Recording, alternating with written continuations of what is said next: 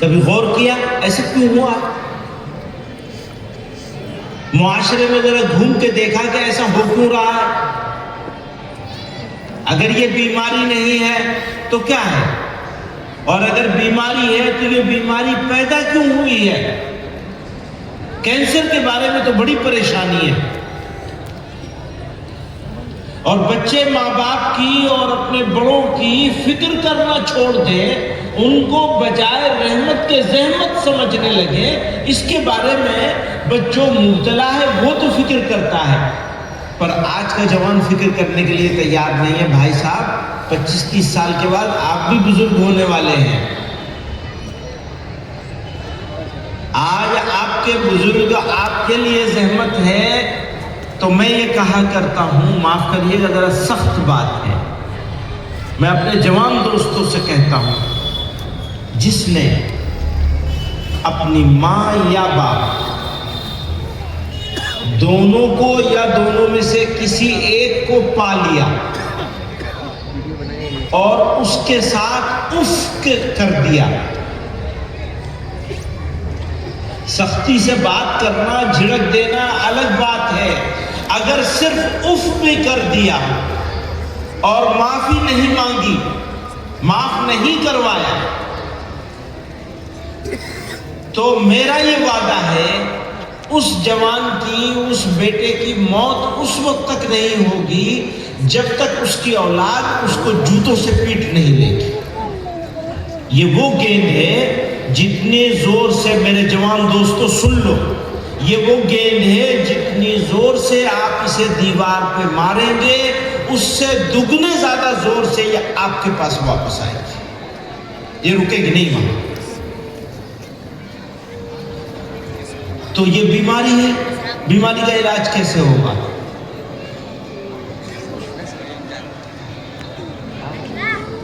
سب کو معلوم ہے کہ بچہ اسکول جائے گا، عصری تعلیم حاصل کرے گا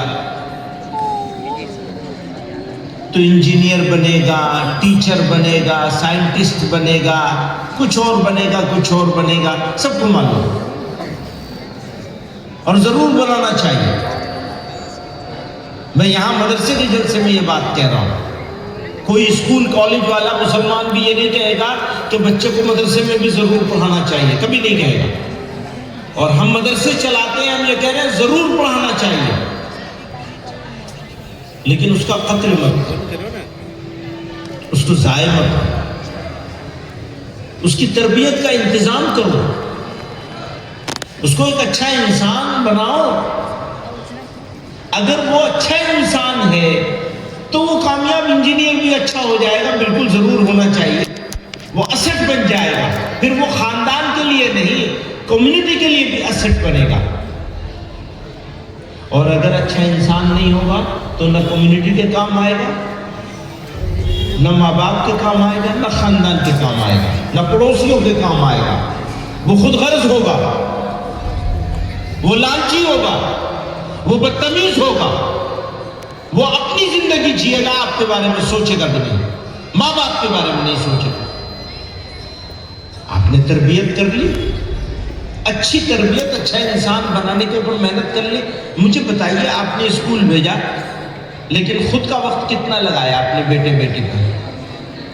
آپ مطمئن ہو گئے ہم نے اسکول بھیج دیا، کام ہو گیا، بس کھیل ختم۔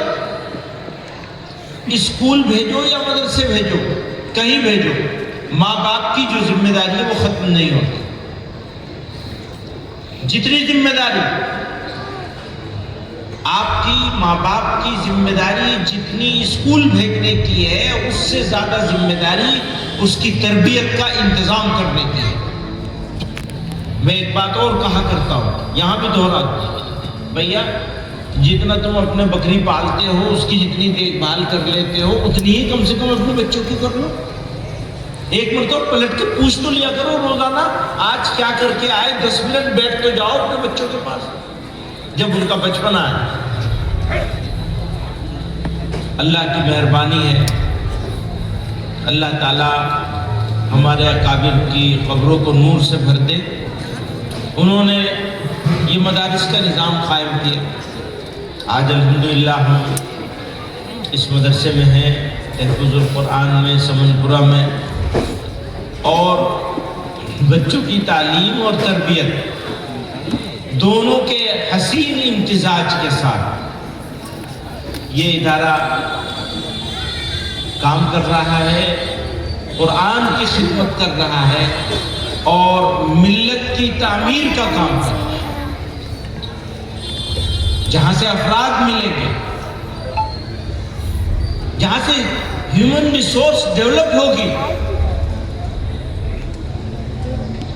قوم کو اچھے ڈاکٹروں کی بھی ضرورت ہے، لیکن اچھے علماء کی بھی ضرورت ہے، اچھے حفاظ کی ضرورت ہے،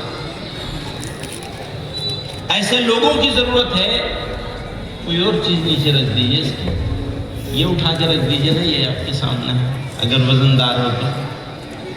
ویسے گر نہیں رہا، چھوڑ دیجیے اسے، مہینے نہیں دیجیے، ابھی نہیں گر رہا ہے۔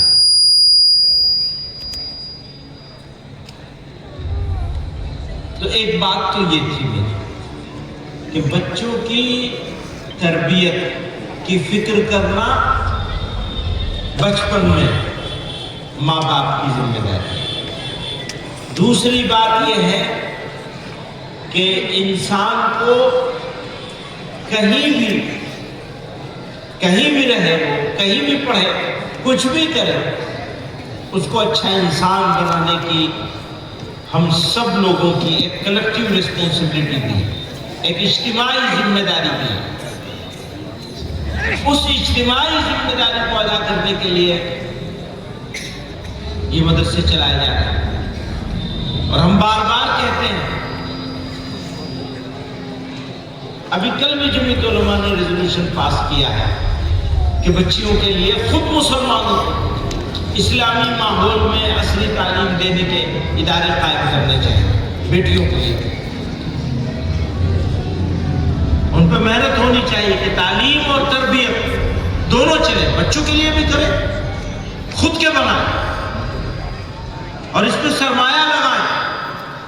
اس سے بہترین انویسٹمنٹ کچھ نہیں ہو سکتا، جس کا ریٹرن دنیا میں بھی ملے گا اور آخرت میں بھی ملے گا انشاءاللہ۔ دنیا میں اس طرح ملے گا، اگر آپ نے کامیاب کر لیا تو سرپلس ہوگا ضرور، کامیاب اسکول جو ہے ان میں سرپلس ملتا ہے، اگر اس سرپلس کے لیے نہیں کرنا چاہیے، بچوں کی تربیت کے لیے کرنا چاہیے، بونس میں ملے گا سرپلس، یہاں بھی ملے گا وہاں بھی ملے گا۔ اگر آپ نیک بنانے پہ کام کریں گے، صحیح تربیت پہ کام کریں گے، تو آپ لوگوں کو اکٹھے ہو کر، مجھے معلوم ہے کہ پٹنہ میں بہت سے اچھے ادارے چل رہے ہیں، اور بھی ضرورت ہے، ضرورت کم نہیں ہوئی ہے، بڑھ گئی ہے اب ضرورت، جن حالات سے ہم گزر رہے ہیں اور ضرورت بڑھ گئی ہے اپنے تعلیمی ادارے قائم کرنے کی۔ مدرسہ بھی قائم کیا جائے، مدرسوں کو اور مضبوط کیا جائے، اسکول بھی بنائے جائے۔ یہ تیسری بات تھی۔ ایک بات اور میری سمجھ میں آتی ہے یہاں آپ حضرات کے بیچ میں، کہ بچے اور بچیاں عمر کو پہنچ جائیں اور ان کی شادی کا وقت آئے، تو سوسائٹی کو بحیثیت امت کے یہ عزم کرنا چاہیے کہ شادیوں کو سادگی سے کریں گے، اور لڑکوں کو اور لڑکے والوں کو یہ طے کرنا چاہیے، نہ جہیز لیں گے نہ تلک لیں گے،